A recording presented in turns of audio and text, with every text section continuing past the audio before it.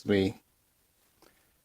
Okay, let's try this again. Hello and welcome. I'm Patrick Nairn, and welcome to this live. I have just encountered a couple of little tech glitches which didn't quite work the way that I was planning, but we'll trim this off and we'll make sure that when you get to see the recording, it all flows into one presentation.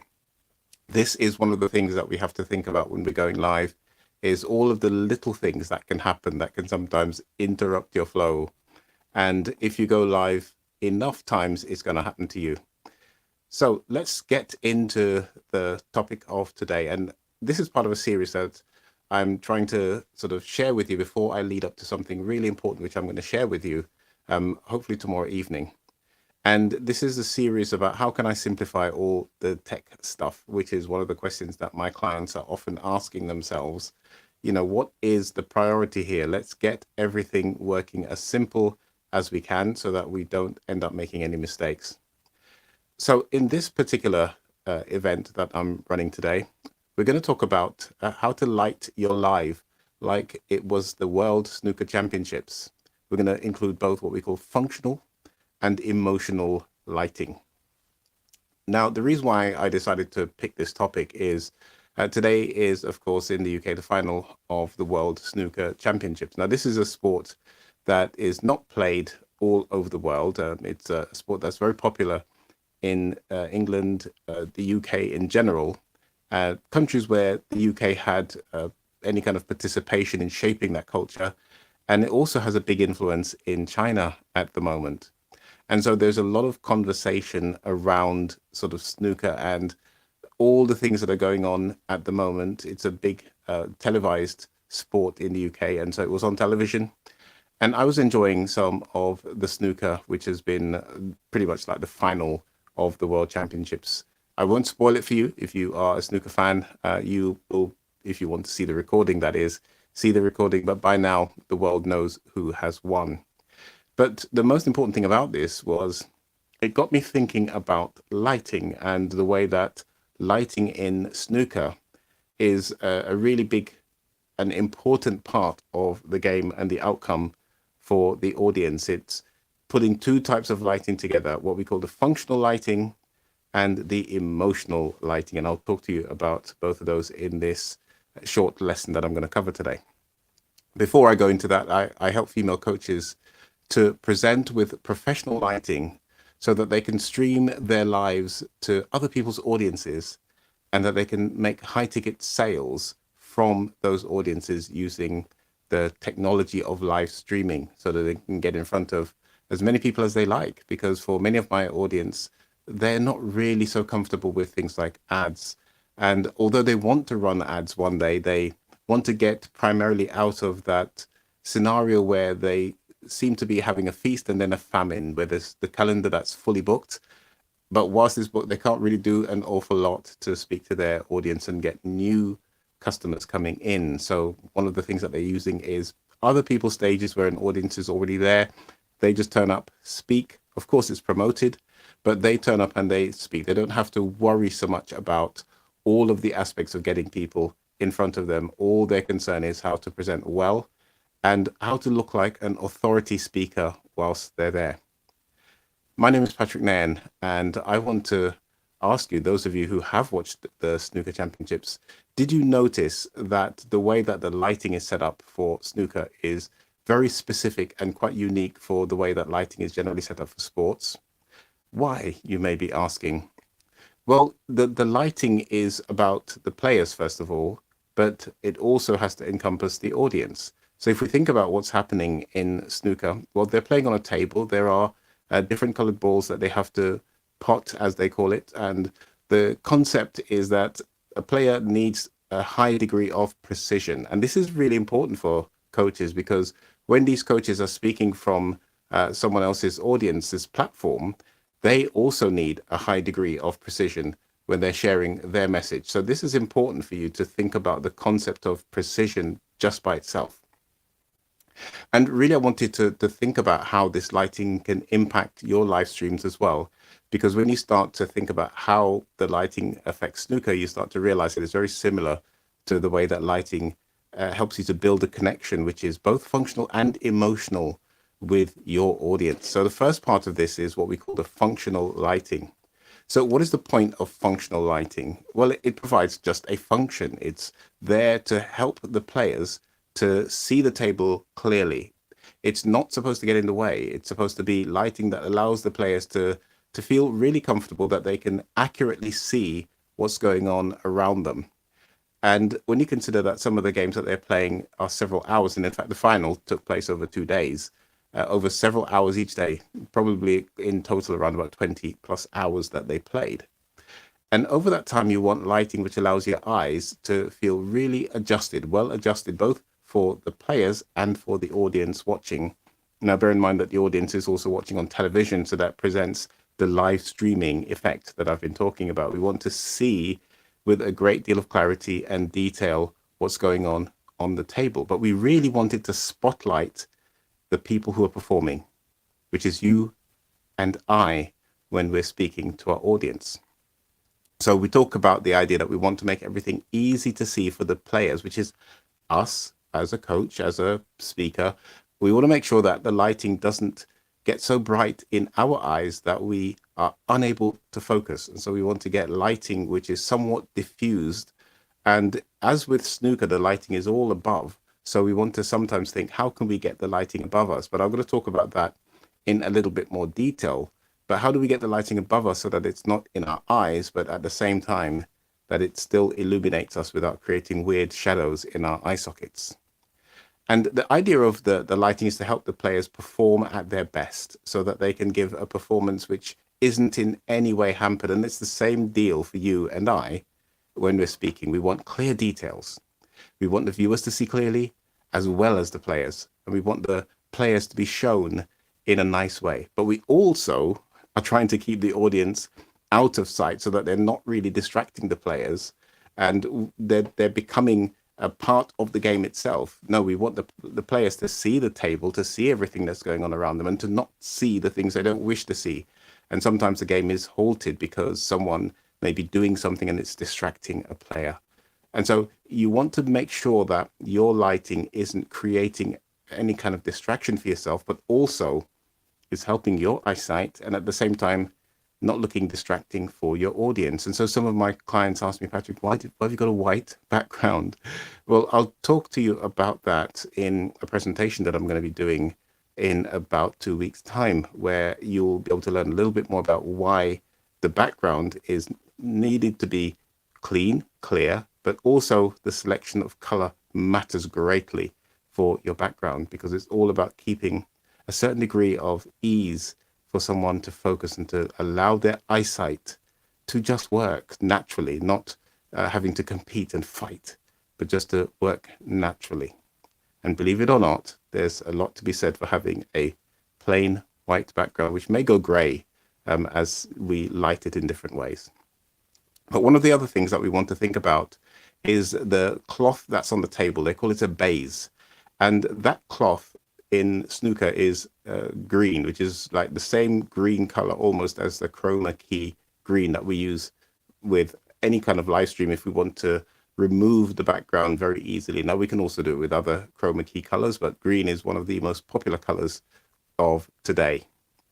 But we don't want that to necessarily reflect back up onto the player's skin tone so that they look green when they're very close to that base. And I want you to really be aware of that. Now, that takes a lot of lighting skill to make it such that the players don't look completely green. There is some green reflectance, but that's to do with a lot of things, the technology of the cloth itself, how the cloth is produced, and also the kind of lighting that they use. That can play a huge part. But again, remember what we're trying to do. We're trying to help them to perform at their best, to remove the distractions, to help the viewers to see in clear detail, but more importantly, so that the players themselves can see with great detail.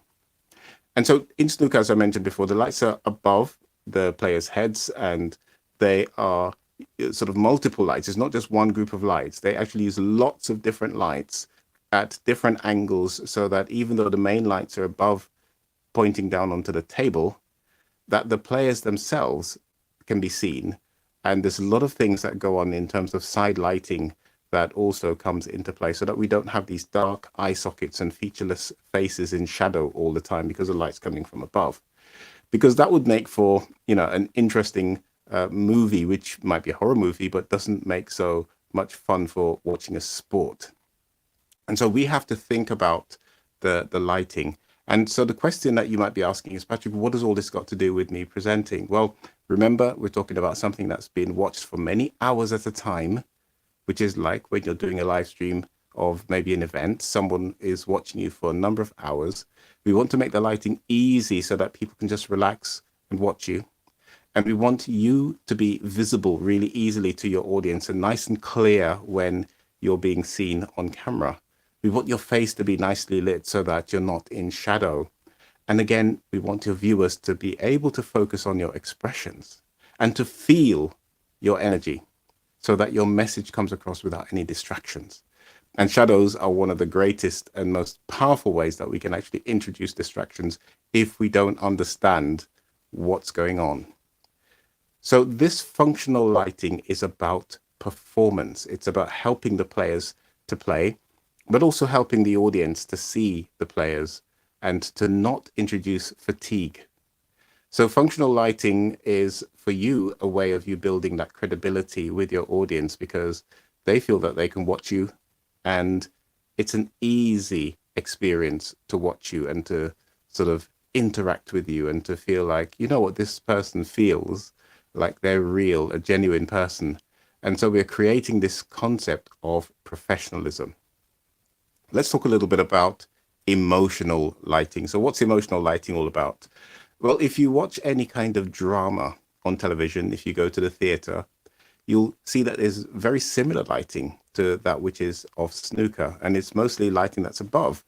And so the lighting is sometimes coming from different angles, but usually from above the artists as they're on stage, the actors, I should say, as they're on stage. And so we have a type of lighting which is functional because it needs to operate and provide a specific function with a lot of demanding circumstances. So we don't want to, again, be putting the lights in on the audience. We don't want to see the audience. We don't want to distract the actors as they're performing by showing the audience too much. We want the audience to be able to see what's going on stage. But in this scenario, they have very powerful, very bright lighting in order to allow the people at the back to see what's going on, to light the stage from different angles. But the thing about emotional lighting is very often we will spotlight a specific person on stage. We want everybody's attention to be drawn to that person, or we might pull lights away so that some actors can drift away into the background and create the story with a bit of tension. We don't quite see where they are. We don't know where they are. And that can be very powerful for a storyline. Remember, emotional lighting is much more about pulling people into your story.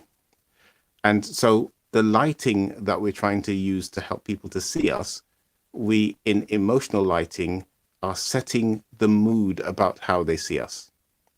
Now, this is controlling more about where we put the light and how we light.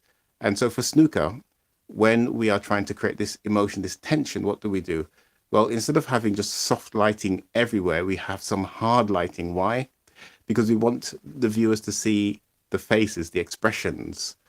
We want them to feel that tension as we see a player maybe miss the shot and just look up to the sky in hope that they can get another chance. And we want our viewers to be pulled in and to feel every single shot as the nerves of the players are being put to the test. We want our audience to feel that as well and to see it. And so by having this mixture of hard and soft light, we combine the ability to see the players over a longer period of time with enough contrast for them to see what's on the table in front of them. But also we're doing this because we want to keep the audience engaged. Now, when I say hard light, I'm going to talk about this in a bit more detail in around about 24 hours time. So come back so that we can talk a little bit about the difference between hard light and soft light and why hard light is one of the most powerful ways that you can actually add that tension back into what you're saying. But for most of my coaches, we focus on the softer light. And I'll show you why the softer light may be a little bit more important, but don't ignore the hard light because it brings tension in. And especially if you tell a lot of stories, we want to bring that into the audience so that they can feel and an experience with you as you tell your stories. And the other thing about hard light is in order to get it to look really good, what we really need are multiple sources of that hard light. And if you look at a snooker table again, when you get a chance, if you maybe look one up online, you'll see that below the ball, there's a shadow that's almost the same size as the ball's circumference. And the reason for that is because of the way that the lighting is set up. Now, they don't want a glare on the ball to put the player off, but at the same time, the player needs to be able to pick out that ball with accuracy, as you'll see with some of the shots. They're really just millimeters in. If they are going to miss or hit that ball, it can be sometimes just by a fraction of a millimeter, even fraction of an inch if you still prefer inches. So we're trying to make sure that there's accuracy going on, which is the same thing for us when we're speaking. We want to be able to communicate accurately so that people see our expressions and they can feel what we're saying as we say. And if we hold things up to show people, such as when I'm talking to you about some of my presentations where I'm using lighting tools, I want you to be able to see what this is. I want to hold it up so that you can see the detail of what it is without you having to guess. And also, when I'm trying to measure my light, I'm using this thing, which is a light meter. Again, I want you to be able to see and make it out completely separately from me, which is why I can hold it up against the white background and you can see it really easily as we work our presentation. I'm not going to bring any more props into this, but this helps for us to concentrate when we can see things quite easily and when we know our audience can see them really easily. We don't have people then asking us questions like, can you hold it up again because I didn't get to see it properly. They can easily see it because I can just hold it into where the white space is and it's easy to see. So we're trying to help us to concentrate and we want the audience to feel our concentration as we concentrate. We can see every facial detail, every smile, every pert of the mouth, every squinting of the eyes. We want to see those in great detail because that's also communicating. So our lighting needs to create a similar emotional stage as it does with the functional stage. The functional stage, as I said, is about making sure that everything is lit precisely. And this is why, again, I'll just show you, I will use things like a light meter to make sure that everything is precisely lit. But I also want to make sure that if I do want to be seen, I want to bring any props in, I want to create any drama for you, that can also be seen. And there's lots of different ways that we can do that. So simplifying all of this lighting is about understanding how lighting works. And for my coaches, I'm going to recommend that we use a combination of soft light, mostly soft light, that we're going to use one light that's a little bit harder, and that's going to capture the face and the smile and all of the detail with a little bit more focus. So the question about tension and hard light, and we see this a lot in movies, is that hard light is used to create that tension. But we also want to make sure that we bring along our audience on the emotional journey so that we can show everything in its best light. We want to really make sure that we encourage our viewers to feel like they're a part of the process, a part of the journey, a part of the experience. So all of this talk about hard light, soft light, and trying to make sure that your lighting is better, and what can we learn from the game of snooker? Let me ask you to think about your current lighting setup. Is it mostly hard light? Is it mostly soft light? In other words, is it helping your audience to feel relaxed and calm as soft light does? Or is it keeping your audience maybe a bit more on edge as hard light does? Because hard light is much more about tension. During your conversation with your audience, you may not have a chance to bring in different types of lighting. You just want to get your presentation out there. And so, as I said before, I recommend a combination of mostly soft light for my coaches, most of whom are female, and they like to have that flattering appearance. And then a little bit of the hard light just to bring those details out so that the colors can really pop and look great. But just think about your current setup. Is it functional? Is it allowing you to stand out? Is it allowing you to become center of the stage? Or does it allow you to blend in to the background, which is not what you want? Is your lighting evoking any emotional aspect of your presentation, of your journey? These are things that I really want you to think about as we have the next presentation in about 24 hours time. I would love it if you could comment whether you are more functional in your lighting or whether you are mostly emotional in your lighting. And this is a very deep subject. We could talk a lot about film theory here, but I'm trying to reduce this for you, to simplify this for you so that your choices can be easier. Remember, the hard light is about drama, and the soft light is also about us really using that softness and emotion of the softness to connect with our audience, to make it easier for them to see us. But the hard light brings that drama and that tension. Are we using them the right way?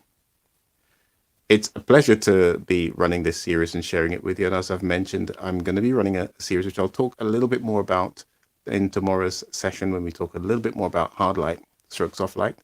And we'll be able to focus our attention a bit more on why we need to do some of these things and how we can learn a lot more about this and actually make a better journey together. It's a pleasure as always. There's so many more things you could be doing today, and I thank you for sharing this time with me, whether you watch live or you come back and watch the video as a recording. Either is fine with me. The most important thing that I want you to do, though, is to start this journey and to start really thinking about the impact that your lighting can have on your presentation. Patrick Nairn, and as always, I leave you in peace. I'll see you soon.